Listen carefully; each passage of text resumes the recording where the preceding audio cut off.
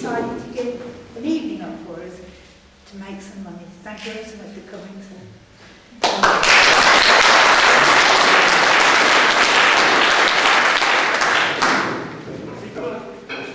That's it, Jane. Yeah.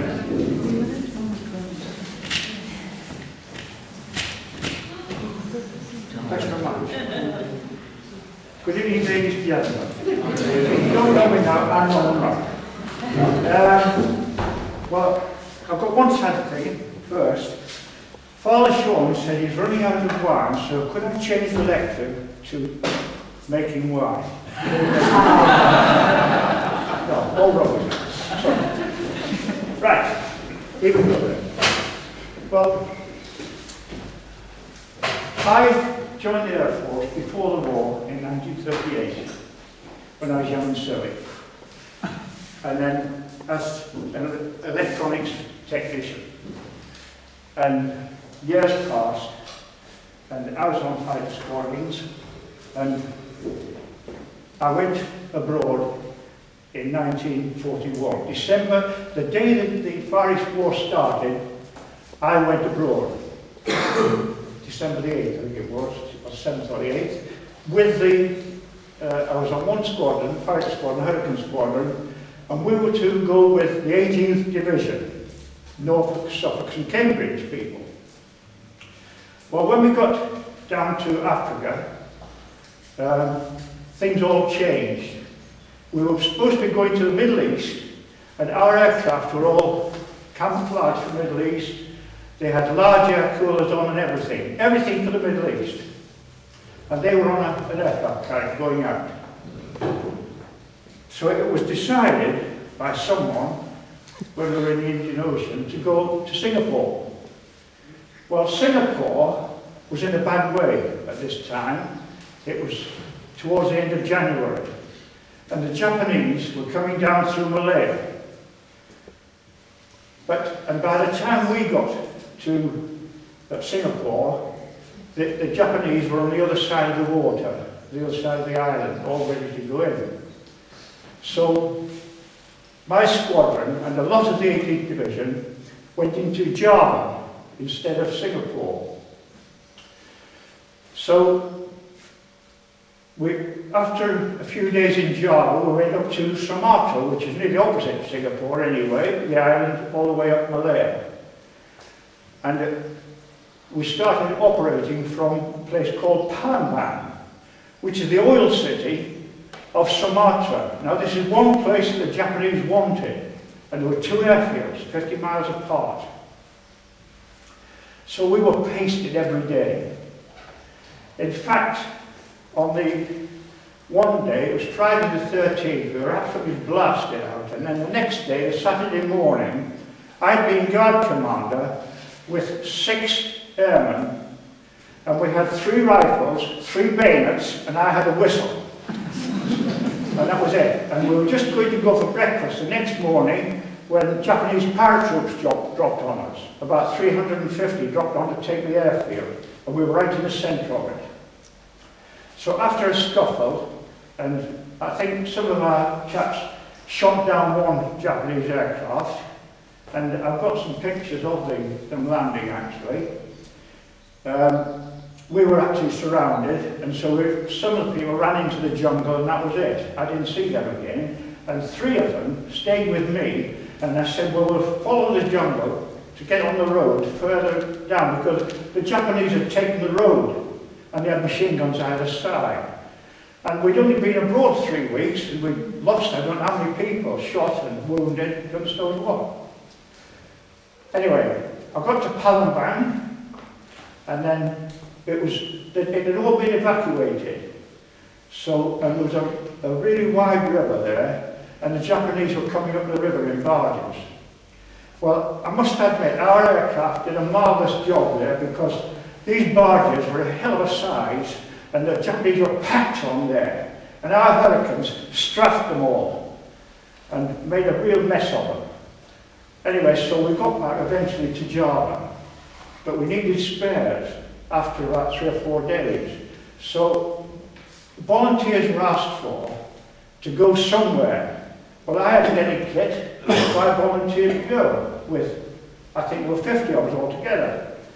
And what happened was we went on an Australian corvette, and it was called the Ballarat. And we said to the macros, well, where are we going? And they said, oh, Australia, of course. Well, we'd only just got out of the bay at Batavia when a wing commander, Ramsay Ray, said, right, he said, now I'll tell you where you're going back to Sumatra. Now the Japanese had held us for about a week, actually. So we said, well, what about the Japanese? So they said, well, we've got to get these spares.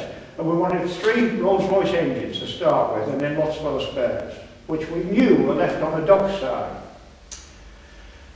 So about 25 of us were the technical people. It was up to us to get stuff on, and then the others were covering us with Bren guns, actually, while we were getting on.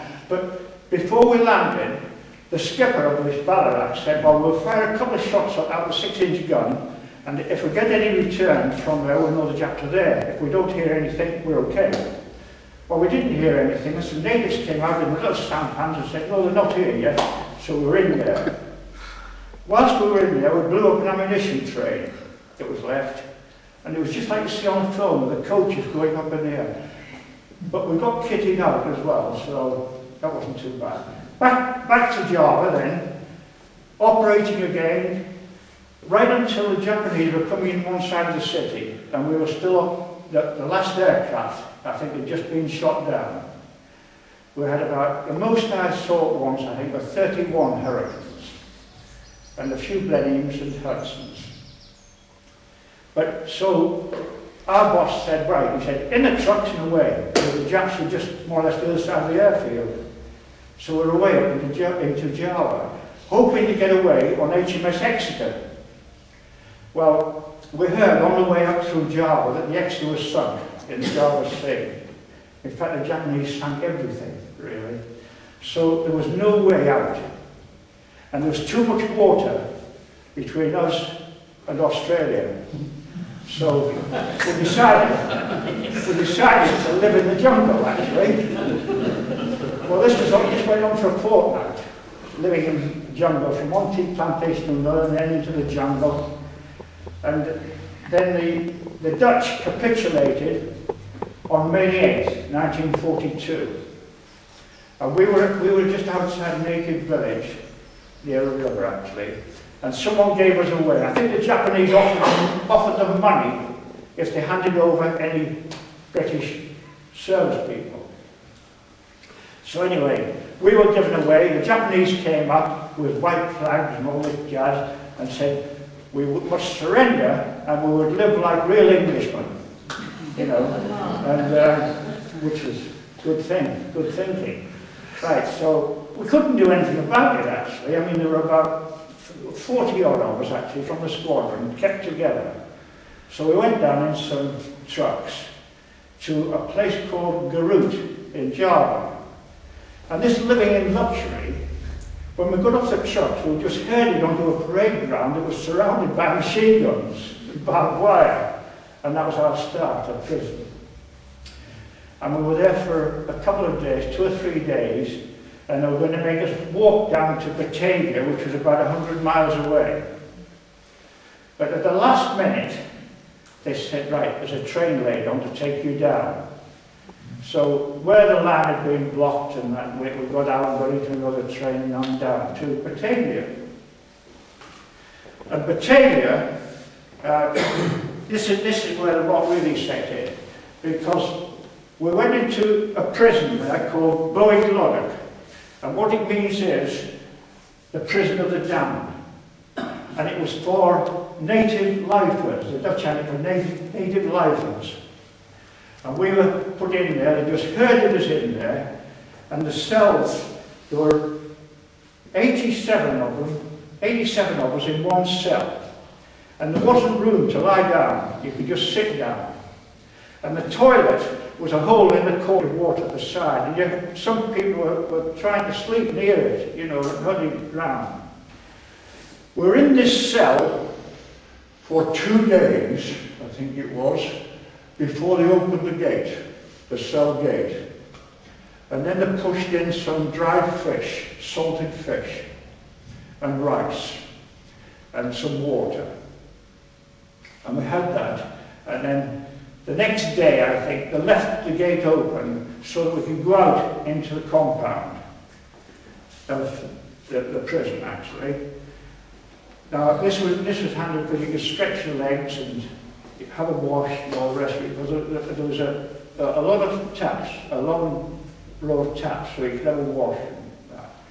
And the toilet there was a drain running all through the camp. And what you had to do, you just had to squat over this drain, and that was it. And you can imagine what it was like. Nearly everyone with diarrhea, dysentery was creeping in, and we're in a bad way by this time. So we used to be issued, I think we got a plate there, yes. An aluminium plate, and I had a knife, fork and spoon, and the only extra thing I had a spare pair of shorts and a shirt, which I bought at a Dutch shop just before we came in, and a pair of plimsolls and shoes, and nothing else at all. So, in Buick-Loddock, the Japanese decided that it was time we worked. We'd been there about 3 or 4 days, I suppose, and so they picked out working parties to go to the airfield nearby, which had bomb holes, and the Dutch had blown up the runways as well. So we had to fill in the holes that they'd blown up. And we worked from dawn till dusk. And you're absolutely shattered at the end because you're either picking or shoveling. You're all day in the heat. And I saw one of the bravest deeds ever there. There was a chap near me, and he fainted actually. It was in the afternoon, about 4 o'clock. He was absolutely done, and he dropped down. And the Japanese guard walked up to him and just poked him with his bayonet, and then was going back to sort of shoot him. And an Australian flight lieutenant stepped in and knocked this guard over with his fist. And we thought, oh, that's it, that's him finished. But what happened was, strange it may seem, these people, he got up and walked away and didn't come near us again. Anyway, that was just one incident there. Now, another incident was in the next cell to us. As I said, there were 87 in our cell, and I think there were 89 in the next cell. 3 RAF people decided to make a break. There were 1,000 of us in this prison, actually. I think about 500 RAF and about 500 Army there. And they decided, we'd been, each day we'd been going to work, we'd seen a Hudson, well, it looked like a Hudson anyway, running up. And they decided to make a break, get over the wall that night and get in this aircraft and away. They'd seen it refueled in the afternoon, they'd waited until all the time, seen it refueled, so they went over the wall, 3 of them. Got in the aircraft, but could only start one engine. And the other one was spluttering. Well, the Japs heard this and went over there, got them out, and made them dig the graves and shot them, dropped them in there, and that was it. From that, we had to sign a certificate to say that we would not escape. And if we slept near anyone who did escape, we'd be taken out to punishment cells. And not only that, they walked into one cell and took 6 people out and put them into like a big parrot cage, which they had hardly room to lie down anyway. And they were going to keep them there without food and water until we signed this form. Our group captain said, don't sign it, you see, but this was all very well. And then they said, right, they're there until you've signed it. So some crafty chap said, right, he said, we'll arrange a concert one evening, the next evening, so, and then we can slip by and throw them something in, but because we had to walk past this, it wasn't a solitary cell, it was like just a big parrot cage, bars all around, so you had the sun all day on you. So what we did, I volunteered to take some water actually. So we had some bottles there, and so we all crowded around this cell, you know, and I just slipped these bottles in, and then someone else put some food in, and that was it. Well then, after a day or two, the Japanese said, right, what we're going to do now, we're going to start shooting the officers from the top down. Well, that didn't last long, because the group captain said, right, this is ridiculous, because they mean what they say. So he said, we will sign your pay books as signed under duress. Okay, so we signed it. Not that it meant anything, but we signed it. But it stopped anyone else from escaping or trying to escape. And there was only one other attempt to escape that I read of or know about, and it was 4 RAF men at a place just near Bandung, actually, in Java, and they were just going to try and get out into the jungle and try and get a boat somewhere. But they were caught, and what happened? They had the rest of the camp out near the airfield, and whilst they paraded these 4 people and shot them and dropped them into a hole. And they were the only ones that I knew who ever attempted to escape. Well, one small thing was this rice that we were getting. It was the worst rice you could possibly get, I think, anyway. And we had to queue up for hours for it. And it was all flies on it and God knows what. By the time you walked 10 yards, it was covered with flies. But anyway, that went on and working for about 7 months. And after 7 months, they decided that somebody did, that we should move out. And they took, I don't know how many it was of ours, probably about 300, I should think. And we went then to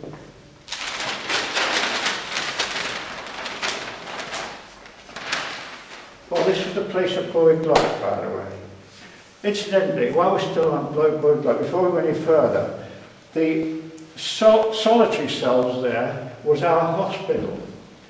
And I woke up once in a solitary cell and had dengue fever, which you either got dengue fever really or malaria. I got dengue fever, and it knocks you cold for about 5 days and then you're okay. When I woke up, I'd been carried there, and when I woke up, I was facing a whipping post there, which didn't look very good anyway. But anyway, I got better and that was it. Right, so we were told then that we were going to go on a trip. So there are 200 or 300 roads, I don't really know now. But we went down to, we got down to the station at Batavia, and then down to the docks. And then something happened that we had to stay on the docks for 2 days anyway.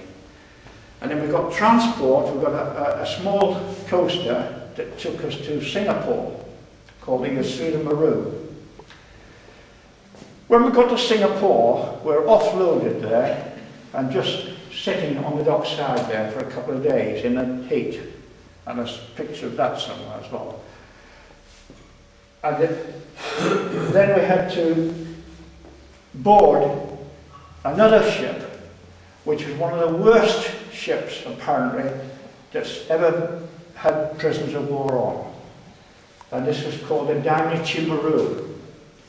Now, the Dainichi Maru was a ship that we had sold the Japanese in 1880. And it was about, I think, about 15,000 tons. And all together with our tribe, and once again, how many were on that ship now?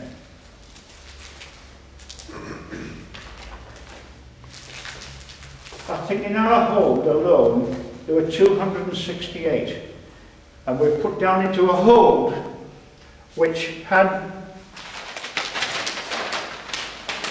this was the ship. And the hold was down in there, and on the bottom, right on the bottom, was wet bauxite.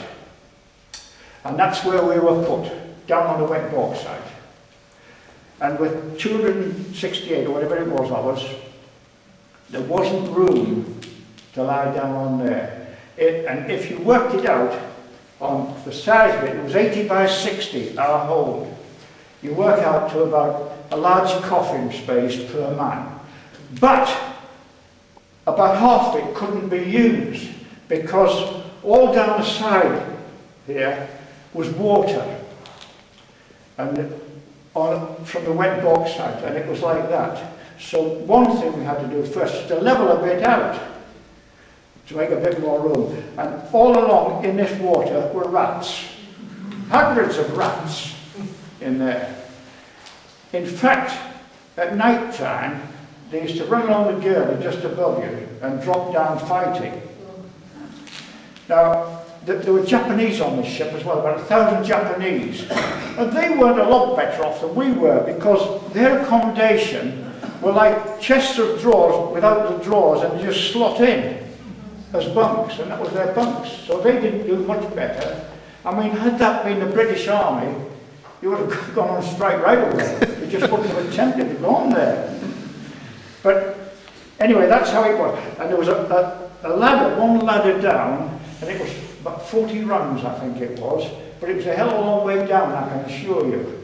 And when you were down there on the wet bauxite, with a big hole in the top, with the hatch cover off, and there was one light hanging down, and it was stopped about one deck above us, so at night there was only part of the hole that you could see anything, and that was about a 25-watt bulb anyway for all this lot. So, and by this time, everybody had either diarrhea or dysentery. So, can you imagine what the place was like down there? You couldn't all get up the ladder. The Japanese would only let a few up at a time. So of course your stool was just dropping all over you and you were lying in it and everything. And the Japanese used to throw cigarettes down at us and anything they'd throw down there, you know, but that stopped after a day or two. And the toilets on the boat were, I've done a drawing here of it, they cut a piece out of the boat, you see, and just put a wooden thing with a hole in. So you're hanging onto the railings of the ship while you're on the toilet. But there was a queue all the time. And there were 3 holds in this ship, and they were all full of POWs. And now, I'll just read you a little. I did a talk on the Radio Norfolk once to promote a book about this. And I got a letter from a chap about 2 or 3 days later. And it says on here, "Dear Mr. Wright, many thanks for the loan of the tape." Well, I got a tape as well from it, from the talk actually. "It certainly revived memories. I remember working 2 shifts in the boiler room whilst on the ship, wheeling coal to the furnaces for the Japanese stokers. Our shift was on during the typhoon, after which we were allowed the luxury of a shower from the typhoon. One incident I will never forget was when taking my turn in moving the men who had died during the night, and a lot of them did, every night. And I moved a ground sheet to reveal an airman who had been so fit and well when we left Singapore about the week before or something like that. I too was in the RAF working in the ops room and so it goes on. But really, I mean, it was absolutely terrible, this. Now, and what we did, I mean, we sailed off from there, from Singapore, and the first stop was Saigon. And by this time, I don't know how many people had died from our hold. But we called in at Saigon and dropped some people who were really ill off there, and some bodies. And then we went on to, we'd been putting them in the sea before that, just throwing them into the sea because there was nothing else to do. And we didn't have a padre on the boat either, not at all. And we went from Saigon up to Formosa. And in that trip there, the Americans had control of the seas at this time, and they were sinking everything they could see. And the Japanese said, oh, you know, Roosevelt, no bloody good old, you know, and all this. And they said, join me. There's a new Japanese saying there called dodging the US subs. And we had two torpedoes, just one in that way and one that way of the boat. And I think there were five ships in the convoy actually. But I think there were only 3 the next morning because there were 1 or 2 massive bangs during the night actually. And I feel that 2 of them went down. Well, after that, we ran into a typhoon. Now this was pretty drastic. I mean, you've seen it on television. Well, to be on an old boat like this, then, I mean, the actual plates must have been about as thick as paper because you could hear the sea, you know, hitting up against it. And of course the Japanese wouldn't let you up on deck, only I think about 6 at a time or something. And of course this typhoon struck up. And by the time I got up there, you could see a wall of sea right up there. And the next minute you were right down there, you know. It was fantastic, really. And this lasted about 3 days wallowing in the water. Not too good, really. I don't know how many went over the side, but we used to try and get up there to get some water because water was in very short supply. Probably leaked all over this boat anyway. And so we used to go, wherever there was a steam pipe or something leaking, we'd go there and hold a plate, you know, and try and get some of it and let it cool off to have a drink. Because I think we're allowed 1/3 of a pint of water a day. And some bright character said, I think you ought to shave. A pint of water a day for drinking. And the food on there was just like fish water. And I think the rice was done in seawater, so that made you really dry anyway. And I had a note there that they started, some of the prisoners, they were so ill and thirsty, they were drinking each other's urine. And another story was, that was quite possible, but another story came in and said that someone had cut the wrist so they could drink the blood. And this is the sort of thing. But we lost so many people, died on this ship. It's just terrible, really. Right, so after the typhoon, we pulled into Formosa because this ship was clapped out, absolutely clapped out. And the rudder was more or less under us, and it was just and you thought it was going to fall apart all the time. Anyway, we got into Formosa, they did a quick repair job, and then we were out again on the way up to Japan. For quite a while we didn't even know where we were going at all. It was the Japanese soldiers who told us we were going to Japan, but I don't know whether any other ship had gone to Japan. But we came out of Formosa and went up, right up to Japan, and into a place called Moshi. And that was on the main island actually. And then they gave us, we were in such a hell of a state, and you know, no washes, anything like that. For five weeks we were on that boat. And we were in a devil of a state, so they put us in through like a sheep dip that came up to there of disinfectant. And I mean, all I had then, I think, was a pair of shorts and a shirt and a pair of plimsolls, because I hadn't get rid of the shoes, they were rotten.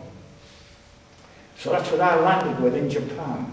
an empty parachute bag with, I think I had a towel by this time, and I had a blanket from someone who died near me. And we used to take the clothes off them, you know, pass them around if anyone died. Anyway, we got through this sheep dip, and there were hundreds of Japanese there watching us, just seeing their spoils of war, as they said, you know. And no cheers at all, but just shouting "boo" right out they were to us. But we got a packet meal actually. It was called a bento, and it was just a straw basket with a bit of rice in and some seaweed. And that was our first meal in Japan. And of course, anything was good. And the trouble was that we got off, went through this sheep dip, and a lot of the chaps were so ill and weak that they just dropped down, and that was it. They just couldn't cope, and that was it. I finished up on a platform with two of our squadron chaps, one on each shoulder.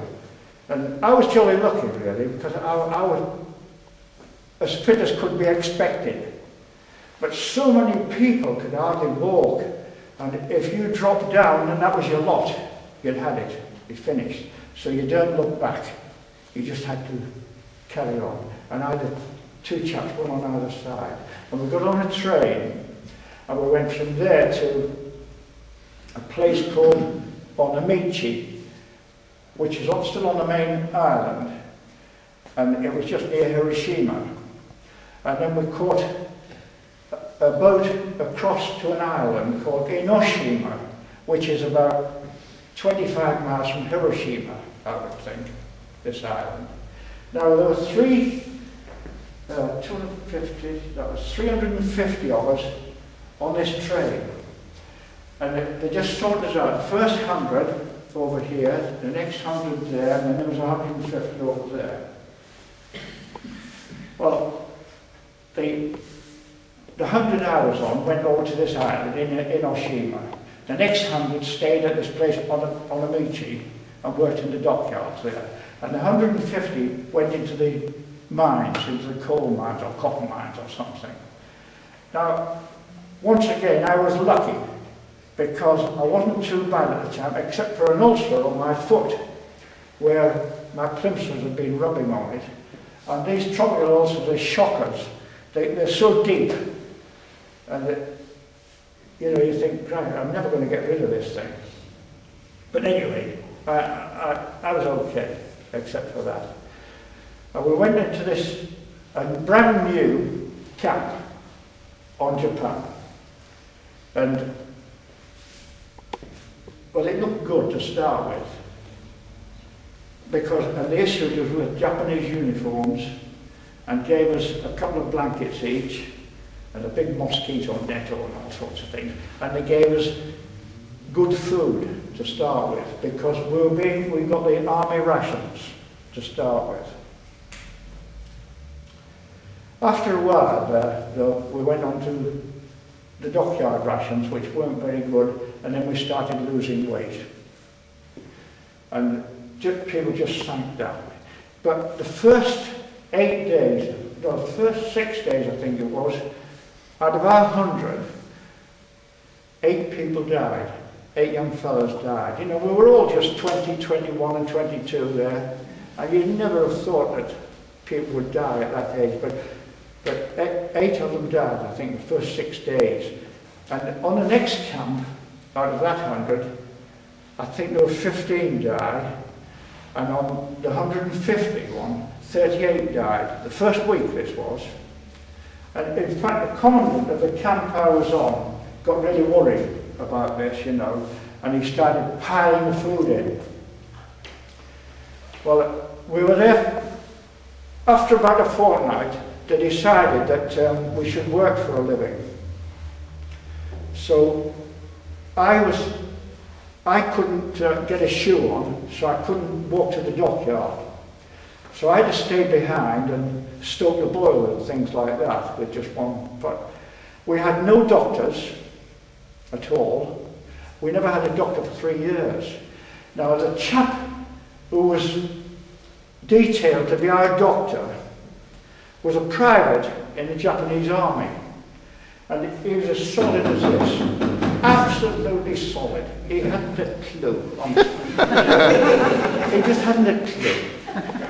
And when he saw my foot, he said, oh, righto. He said, oh, yeah, off by there. You know. I said, to hell with you as well. But, so what I did, my shirt that I went in, I tore it in strips and boiled it up, and I used to change it each day. But all they would do was to slap some like black ointment on, and it didn't do any good really. But I think I cured it by putting a clean bandage on every day. But as soon as they saw that it was healing, that was it, it was work. And in actual fact, they got a pharmacist from the village to come in, and he was detailed with a doctor. Now, the only English he knew was work tomorrow. And if he couldn't see anything wrong with you, it was no use having a tummy ache or anything like that. I mean, it was work tomorrow.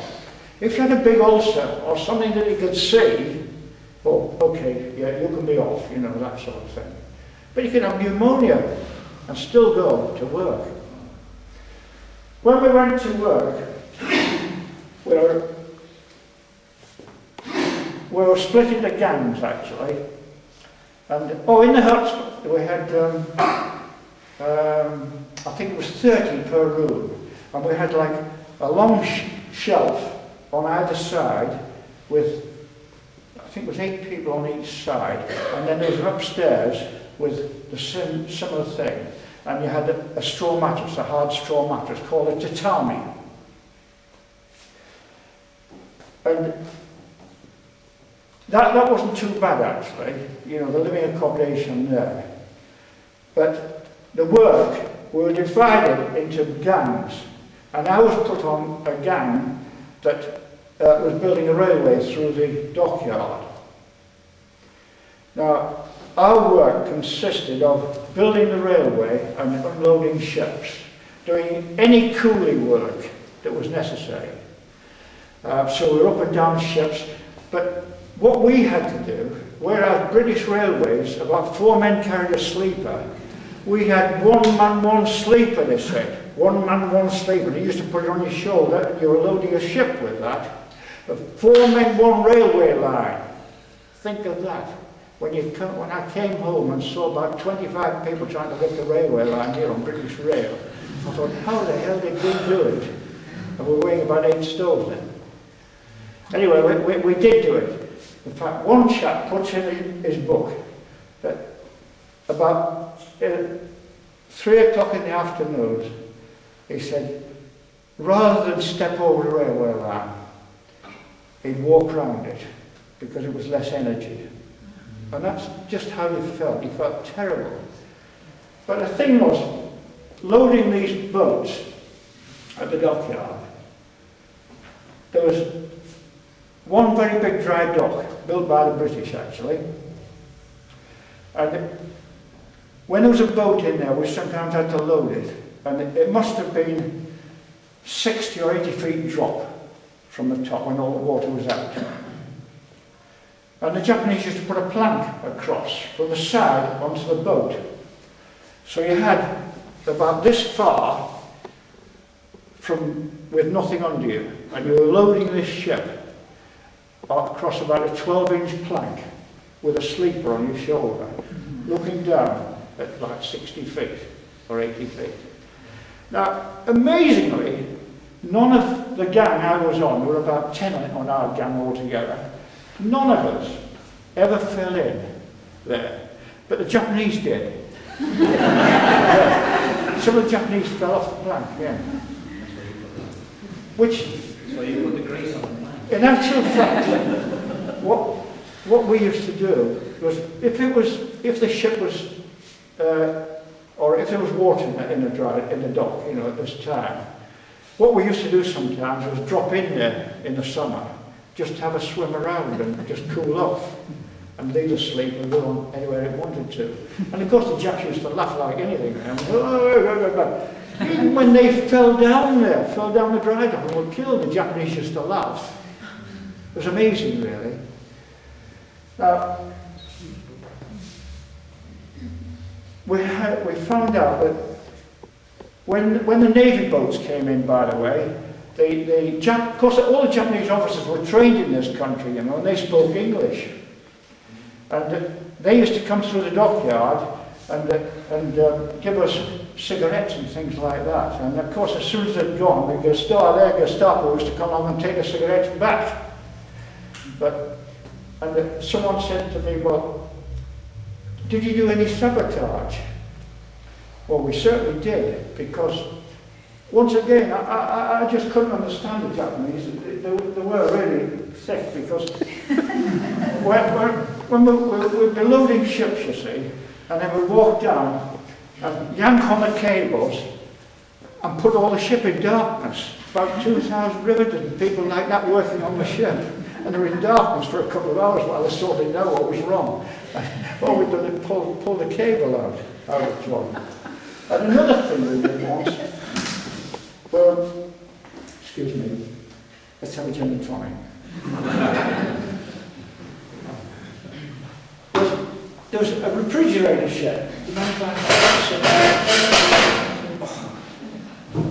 There was a refrigerator ship which the Japanese didn't like packing this glass wool, or frightened of catching TB or something, because you had to put planks on and stuff it with glass wool, you see, in this ship.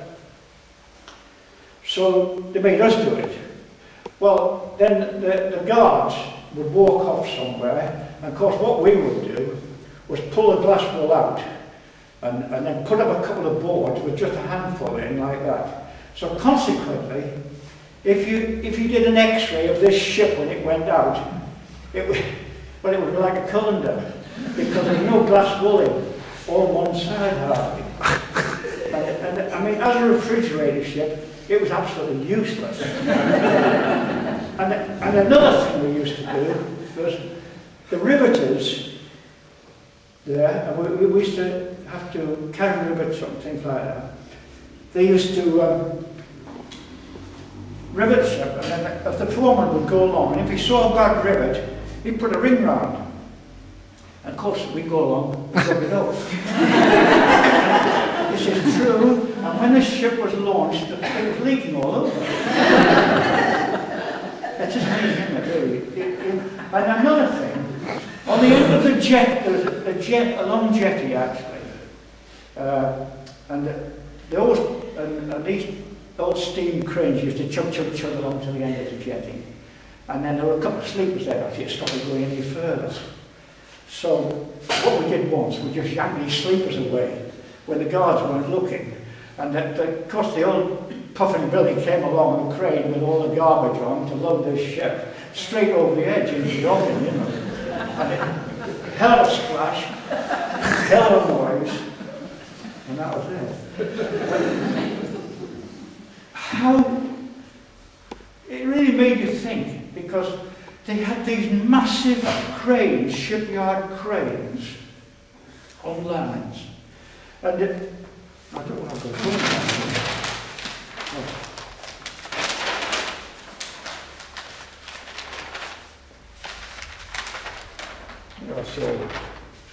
Well, you've seen them around anyway, haven't you? With a big arm on, you know, swinging round. Now, right near the cabin, you can probably pick up about 6 tons, you see, because it's loaded on the other side. But right on the end there, you can probably only pick up about 1 ton, because it's right on the end of the jet. Okay, well, what they did once, they were putting a great big section of ship, well, building it actually, and they got it over the ship, and then ran it right out along the crane. And it probably weighed the maximum weight, you know, for the 6 tons or something like that. And of course the whole lot came down, the whole chute came down, one of these massive cranes, and there were sparks flying all over the place. And I mean, this is the sort of thing they did. It's incredible, really. Actually, one or two of the people who were our foreman, or looking after us, because the guards used to wander off.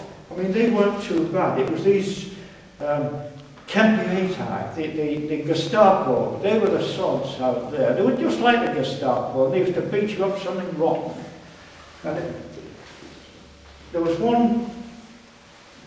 a house outside the camp, and there was an old lady and a daughter. Her daughter was just like that. And with the first week or two, when I couldn't work actually because of my foot, I sort of used to go down to the village with the Japanese and to get some food, you know. And she used to speak to me as I was going past, you know. So constantly, when I was working, and we were walking back from the dockyard, a couple of miles actually, and she used to be out there. When she saw me and the Japanese weren't looking, she'd slip some beads or something in my hand. And, well, this was all right, but we used to get searched occasionally, so I used to have about 10 yards to finish these beans off, you know, walking in. And I remember one day that she'd given me something that was really hard, and I had it in my mouth, and they were doing a search.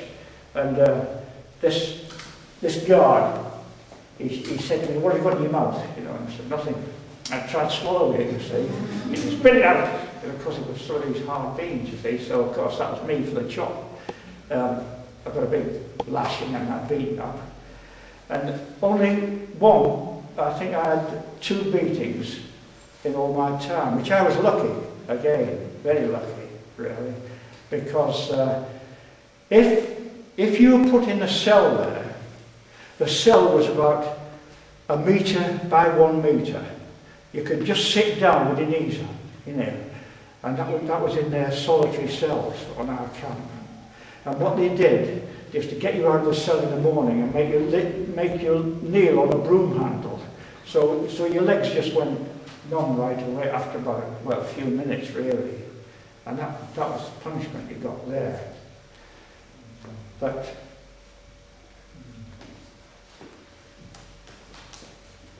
let me see now. Oh yeah, of course we had to learn Japanese numbers right away because of having tenkos. And when we first started, we thought, oh well, that's easy, you know, what we'll do, we'll line up, we'll have the same places every day, you see, or well, about 3 times a day I think it was tenko. And of course you just learn your one number up to 100, say, and we'd start off H&E, Sansui, Go, Roku, City, Hachi, Kyoju, H-U-E, and so it goes on. And of course this was all right until someone fell out. And you only knew your number. So that, of course, you went H&E, Sam, well, what's the next one? And you couldn't think of it. So a chap would come along, make you think of it. So you'd have to count right from the start, you know. And that was just the odd thing, anyway. We used to try to get onto boats to see what we could thieve, get into the kitchens, because, I mean, we were really being starved. We were getting very little rice and seaweed. And sometimes we got, well, you've seen the little stickleback fish. You'd probably get a couple of those in your soup. Or maybe not at all. Nothing at all. And we never had meat at all when we were there, or bread or anything. And once again, even on that camp, it must have been dirty rice, because you'd wake in the night sometimes and you'd feel something in your throat, and it was worms, and it'd come out of your mouth. Even the worms were hungry. So, I mean, we didn't stand much chance, did we, really? And that's how it was. I remember, yeah, I mean, coughing some onto a bit of a sack there, yeah. But anyway, let's just leave that there. The funny thing was, the Red Cross was supposed to be coming over to see us, actually. Now, what they did, they got everybody except 3 people who worked in the cookhouse out to the dockyard so the Red Cross couldn't see them. And the 3 people who worked in the dockyard, of course, they were loaded with rice, you know, and bellies like this. And of course, the Red Cross thought, well, this isn't too bad. Nice camp, nice clean camp, and all the rest of it. Of course, we did it all anyway. But then, when they went, they wanted the commandant to take some pictures of us, you know, getting Red Cross parcels or something like that, something we never heard of. So what the commandant did, he got 3 tables, I think it was three tables like this, and they got a box of oranges here, and then a box of biscuits there, and I think what was their sweets or something. So you got your hat, and you went along, and you've got a couple of oranges there, some biscuits and so on there. But there were 3 more tables further on that you actually emptied them in. So consequently, you finished up with nothing. And there was a chap there, you know, taking pictures all the time. And then we had to go into the water. We're right on the seashore, actually. The sea was right up to the huts there. And we had to go on the seashore, go in the sea and wave our arms like this. You had to do it because there was a bloke there with a machine gun on the side there. So, I mean, you hadn't any option. And these were the pictures that they sent back to the Red Cross. That, oh yes, they're being fed well, and they're getting oranges, they're getting biscuits, they're getting this and they're getting the other. And this was in the Red Cross magazines going out to our parents. And yes, having a marvellous time at the seaside, you know, swimming around and all the rest of it. Oh, we're absolutely shattered, honestly. But that was just, you know, 1 or 2 of the things there. Let me just tell you, just give you a few facts here about this. Of the Japanese prison ships that went off from Singapore, there are a total of 19,053, I've got here, 19,000 say. And the number of POWs drowned were 12,000 odd. So the ones who survived were about just over 6,500, I think, out of it. The prison warships were going down like 9 pins, and what they used to do was to drop the hatch, and so you were sealed in. You're in a tomb virtually. And I mean, this is where we lost, well, we lost all of those people. They just went down with the ships and couldn't get out. And this is some of the orders you were supposed to abide by. Now, this is quite funny, really. But it's the stern orders for prisoners at sea. And it says, the prisoners disobeying the following orders will be punished with immediate death. A. Those disobeying orders and instructions from the Japanese. Those showing a motion of antagonism and raising a sign of opposition. So you couldn't say anything. Those disorderly the regulations, individualism, egoism, thinking only about yourself, and rushing for your own goods. I don't know what that means, but still. Those talking without permission and raising loud voices, punishment by death, these supposed to be. Those walking and moving without order. If the Japanese didn't tell you and you went on your own, you were going to be shot. Things like that. Those carrying unnecessary baggage and embarking. That was a laugh, actually. They weren't anything to carry. And so it goes on. That's all a lot of rubbish. That's it.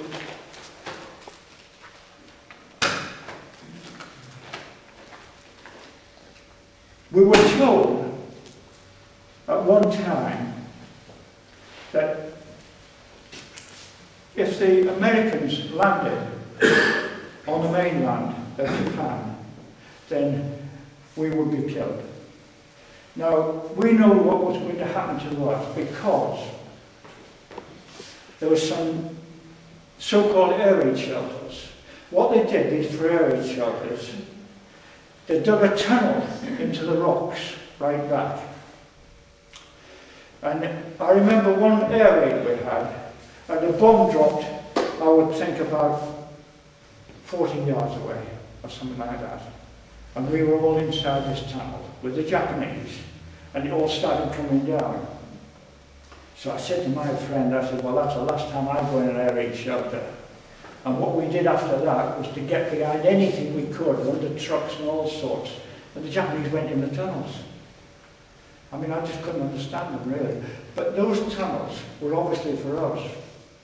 What they would have done, they would have put us in there and then blew up the front. And that would have been our lot. Now, I've got here the order from Field Marshal Terauchi, his secret order to his commanders, laid down clearly that when the Allies began their final assault in Southeast Asia, they were to kill all prisoners in their camps, military as well as civilian, and fight to the classical summary end. Now, fortunately for us, of course, the atom bomb dropped, which really shook them. But this order was carried out at a place called Sandakan on Borneo. And you've probably heard of Lorenz van der Post, quite a famous author actually, Lorenz van der Post. And he said that the order was carried out on Borneo. It was August 1945 and the war was over. The Japanese had surrendered. As the Western world was rejoicing, deep in the jungle of British North Borneo, a small number of remaining British and Australian POWs were massacred. This was in response to an order from the Japanese High Command that no prisoners were to survive the war. Of the 2,434 prisoners held by the Japanese at Sandakan, POW camp, only 6 survived that camp. And they were Australians and they ran into the jungle there. 6 out of that. That makes you think, doesn't it? And what saved my life really was the atom bomb. Now, someone said, well, fancy you being a Christian and thinking about bombing all those people, the city, you know, 100,000 people dead and all that. Well, if it hadn't been 100,000 dead, it would have probably been 100 million dead. Because the Japanese would have, the Yanks would have landed there, and there'd have been no, the Japanese would have fought to the last man, I'm sure they would. So there'd have been millions of deaths. Of course, we would have gone right away, and we knew it. But it was just one of those things you just didn't think about, and that was it. Out of the whole 3.5 years there, I had, I think it was 3.25 Red Cross parcels. Only once did we get 1 parcel each. Other times we got 1 between 4 or 1 between 2 and things like that. And I think it was 3.25 we got each in all the time. Now, as I say, when we were working in the dockyard, we used to try and get in kitchens on the boat without the Japanese looking. We would say we want to go to the toilet and we'd go somewhere else, you know. And I'll give you 1 or 2 instances. One was a chap called Bonis and myself. We were the real sods in our gang, I suppose, because we'd try anything for food, and we were lucky we never got caught there. But once we saw the crew get off this ship, and I said to Headley, right, I'll nip on first and see if there's anyone on there. Because they thought, well, being a prisoner of war, if there was anyone, you'd be coming to do a job or carry someone off or something like that. Well, we would have carried someone off, we could have done. But I got into the kitchen, and there was a box, a wooden box, pulled the top off, and it was tins of salmon, small tins of salmon. So what I did, I stuffed half a dozen in my shirt and walked off to the toilet, which wasn't far away, and dumped them near the toilet. And the Japanese guard didn't see me. And then I told Headley Bond, I said, get on there. I said, get on the kitchen, there's no one on. And I said, there were 24 tins of salmon. So he went down and got half a dozen tins. And we had a small tin opener that we got in one of the Red Cross parcels. A little one, a little American one, extra.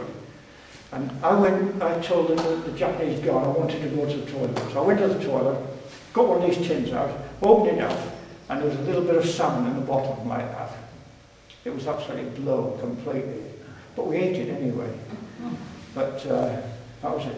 And another thing was, there was a ship in, and they had been getting sugar from the East Indies there and taking it up to Japan.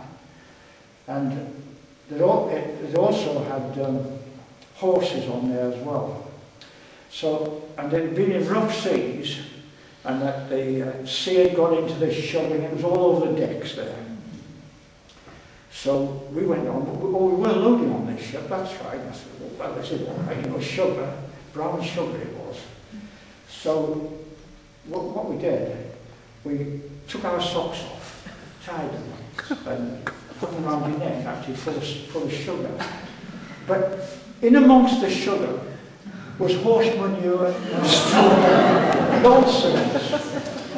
And at this time, they put stoves in our huts, actually, big stoves, in the winter, because the weather's something like here, really. It gets cold in the winter, especially when you haven't got much to wear. You're very cold. But what we did, when we got back to camp, we used to save all the tins, you know, in the Red Cross butler camp. And I had a Klim tin, milk powder tin, big one, and put my sugar in that. And then, of course, you could boil it up and then rake all the rubbish off, you know, the horse manure and stuff off the top. And still got your sugar in there.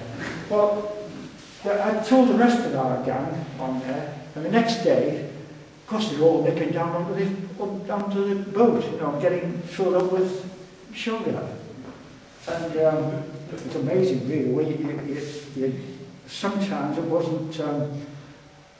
It was dripping actually. Folks were walking back like this from the boat with sugar hanging down by the side, the trousers inside. It was quite but in the evenings, when we put our sugar on the stoves, and of course the Japanese were walking past the room, every few minutes, and of course when there was someone looking outside, he's coming right underneath with your sugar, you know, get out of the way. But honestly, it smelled like a toffee factory. And once again, they didn't realise it, you know, and we used to let it cool off, and then stuff it under our beds. We lift up the straw and everything and put it in there. And so we had sugar for days afterwards. And anything like that, you know, we used to try to eat it while we were in the dockyard. Because if you got caught, you know, on the campus, if there was a search, and they used to have a search quite often, then you were beaten up. Now, as I say, I had 2 beatings, but I was fortunate. The guard wasn't too bad, really, but they used to change the guards about every 3 months. And you got some real sod sometimes. But one of them was, he was a sergeant, actually, and he was there for about a year. We called him Smile. He wasn't too bad to start with, but you know, really, that you could sort of joke with him one day, and the next day he'd pick up and throw through a window, sort of thing. You know, he was mad. They were really crazy at times. But another little story about this chap, Dim Joe, who, you know, was going to take my foot off. Well, I sort of kept in with him because he wanted to practice doing injections. So he said to me, could you practice on me? So I said, you practice on me and you give me half your ice ration. So yes, he did with this and a packet of cigarettes. So he had, it was all big sort of tubes, and it was either calcium or sugar or something, and he put it in your vein there, he just put it in, bang, and then squirt it all in. Well, I think that helped me in the end, But one day I remember he was putting something in there and he missed my vein and I couldn't move my arm for a couple of days. And he had to tell the commandant that I couldn't work because something had happened to me. You know, he dared say he'd been practicing on me. But, I mean, so, you know, I used to let him do this. I used to, when we came back from work, I used to, he'd wait just like that. Right over. And I'd go to see him and he said, tonight. And I said, yeah, okay. Gonna have another wallop of this stuff there. But I'm thinking, you know, he probably saved me. Of course, we had quite a number of air raids while we were in Japan. And as I say, the Japanese, they used to run into these blessed tunnels. And the people don't, we were left on our own, they just left us the whole lot, you know. And I think sometimes they'd leave the rifles standing up outside. But not that we could do anything, really. I mean, no one ever thought of escaping because, I mean, the nearest place was, I suppose, Vladivostok, thousands of miles away. And someone with auburn hair like me and freckles, how would I get there? The Japanese. I mean, I couldn't say I was Chung Fu in or something. So, I mean, you gave that up right away, trying to escape. So, that was the air raids. And, yeah, and then, thank you. Yes, then of course we have, as I say, all these American aircraft going over. And then one morning we were driving the dry dock, and I think 4 went over. And apparently one of them was with the atomic bomb. And it was for Hiroshima. And we saw some of the people from Hiroshima that came to the island I was on. I mean, we didn't hear it because, as I say, we were right down in a dry dock, out of the way. But they're in a devil of a state. I mean, their eyes have been melted and all sorts of things. They were in a real bad state. And fortunately, I mean, it was fortunate for us, but I mean, not for the people who died, really. But when we came out, no, the Japanese then were yeah, I think that was the 6th of August. And I think the war finished on the 15th, after they dropped the bomb on Nagasaki, that's right. And I had some friends there at Nagasaki when they dropped that bomb. And, but actually, when the Americans were going to land, there was a hell of a storm blowing up in Tokyo Bay, and they couldn't land.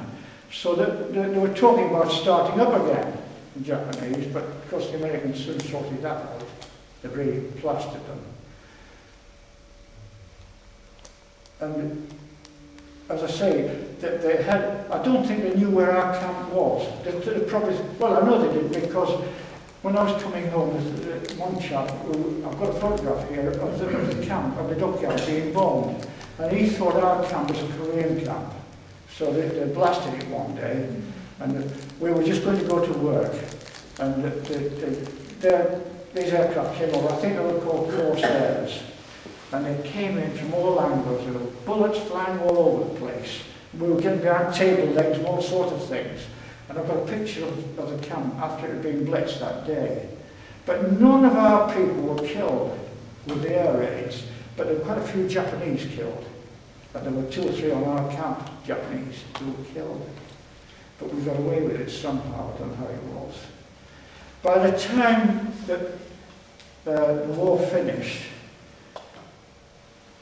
a few more people had died. In fact, one, he weighed just over 4 stone, I think. They picked him up, you know, like that. And we were in quite a double state. I mean, we were down to between 6 and 7 stone, most of us. Just skin and bone, really. But even at that, we were still working hard in the dockyard. And so we waited and waited, and the camps nearby, the other 2 camps nearby, they were getting all sorts of stuff dropped by the American aircraft. in 50-gallon drums, and we never had a thing. We saw the aircraft going over, and that was it. So I think after about a week or so, someone from our camp went across to the mainland, and they got a message out anyway to the Americans surrounding. They dropped a load on us. And I think they dropped a couple of parachutes which didn't open. And the tins, the big oil drums, like oil drums they were, hit the ground and split, and you got peaches and chicken and all sorts all over the place. But, I mean, that didn't bother us much. We just got it all together. Put it all in a pot, and that was it. And you were lucky if you got one full tin, really. But there was thousands of cigarettes they dropped as well, Camel, Lucky Strike, and all sorts of things. They had a stack of cigarettes like this on your table, but nothing to eat. So someone went across the mainland again to one of the camps and brought back a boatload of food. Also, we killed the commandant's pigs as well, 2 pigs. We killed those and ate them, and probably a cat or 2 as well.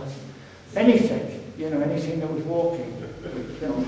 And the day after the war finished, by the way, myself and this chap Bonnet went down to the dockyard onto a ship that we'd been loading the day before or so, and went to the captain's cabin and said, "Coffee!" And luckily we got it. And it actually was a dangerous thing to do, because, I mean, there were no Americans anywhere near us at all, and to just give in like that.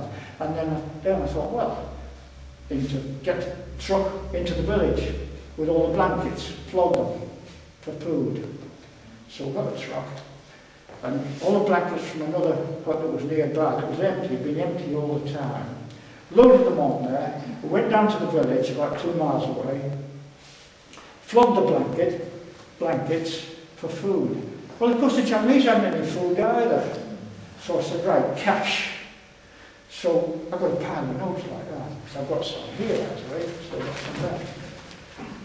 And so I finished up with loads of money and still no food. So once again, a trip over to the island to buy food. Well, we found a factory that made sake, and this was sake. Because we got a load of this sake back.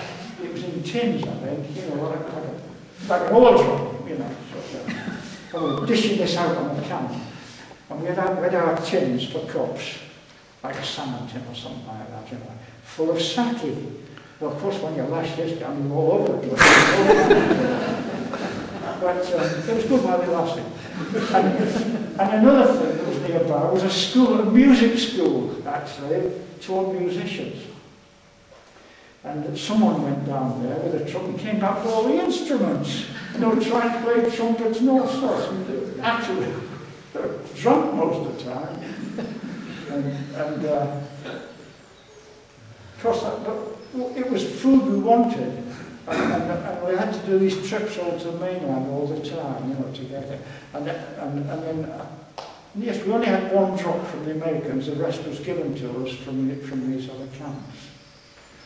Now, after about 3 or 4 weeks, we thought, well, we're not getting anywhere here.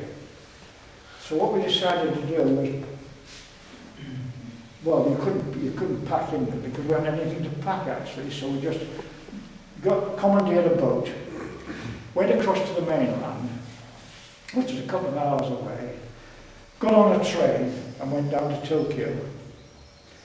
And when we got to Tokyo, of course, the Americans were all there with the PX bars and all sorts of things. And we went into a place, nobody asked for tickets or anything like that, we just sort of commandeered this train. And we went into, they had a place there, a PX bar, as big as Woolworths, and it was food and clothes all over. So they said, take what you want. So we'd already been deloused and been through another sheep dip and all sorts of things, and been kitted up with American uniform, actually. And so we thought, well, right, now they're fed as well, so they said, you can have anything you want from here. So I thought, well, food, that's the thing. That's all you thought of was food. And so we picked one of the big green, brown kit bags of hers, and I filled it with tin stuff actually. And then we had to line up, and I think there were a couple of lines. One lot was flying out of Tokyo, and the other lot was going by boat. We didn't know which was which until we got to the table. Well, the group I was in was going by boat on a carrier down to Australia. And we went aboard HMS Ruler, which was called a Woolworths carrier. It was a small carrier. And I got this damn great kit bag of food, you see. And we had to go out to the carrier on a small boat. And the Matlows thought, oh, they'd help us out, you see. And I mean, we were just skin and bones even then, really. And he got hold of this kit bag and he said, this is stuck to the deck. It was so heavy, and I said, out of the way, so I picked it up and carried it on. And they just looked at you and they were, what the hell are they doing this? And they just couldn't believe it. And I was put straight in the dock with Berry, but still, that's another story. But yeah, we just more or less left to our own device at the end. And we went down to Australia then on this carrier, and they fed us up for about a month. I put 5 stone 4 on actually, about a month. And I was about that when I came home. So that, I think there's a little poem here which I'd love to read to you actually, and it was made by a friend of mine. I'll have to sit down. It's called Your Friends. They get you up at 5:15 because they know it's best to see the morning sunrise when you've had a good night's rest. And tinkle is just a game they play to see if you are awake, to wish you all good morning when the register they take. They send you soup for breakfast and sometimes a bowl of rice because they think it's better than things which just look nice. And when the bugle blows fall in and you crawl onto the square, just think of all the care they take to see if you're all there. They know you're feeling homesick, so they march you to the docks, where you can think of ships all day instead of watching clocks. But when the camp officials make their visit to the yard, that's the Gestapo actually, it's just to see if you're happy and the work is not too hard. They send you down more rice and soup for tiffin and for tea, and carefully they serve it out to make you all agree. And when the feast is over and you march off 2 by 2, the foremen all await you with their pleasant tasks to do. They knock you off when it gets dark, and then they think it's good to help you back to camp at night with heavy chunks of wood. This is for the boilers, keep the boilers going. The meal's all ready, rice and soup, and sometimes if they wish, to hide the fact you overeat, they issue out some fish. They send out presents every night, 2 cigarettes around, and guards regard you constantly to see you're safe and sound. And if by chance one picks on you and says you shouldn't smoke, he's only thinking of your health and really means to joke. They try with one another to show who's your best friend and choose all kinds of fun and games, your leisure time to spend. And if you're feeling moody or too cold to take a part, they warm you up so pleasantly and help you make a start. They blow lights out at 9 o'clock. It's only for the best. They know that days are dreary and the night is made for rest. So if you don't like certain things that happen in your stay, you'll never know, or you'll know they really mean to help, and this is just their way.